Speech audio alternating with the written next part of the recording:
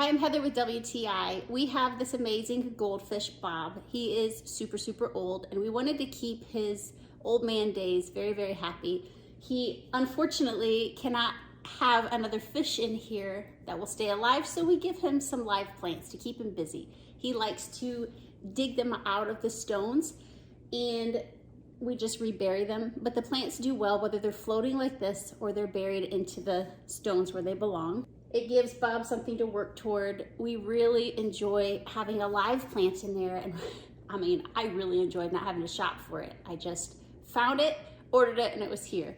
As you can see, he nibbles on the plants as well. Totally safe for your fish. We thought we would make his life a little more like being in the wild. Definitely recommend these plants. They show up in great shape, and these have been here for months and months, and they seem to be doing just fine. So definitely one of the things we would recommend for your tank, because Bob likes them, and that's our point of view.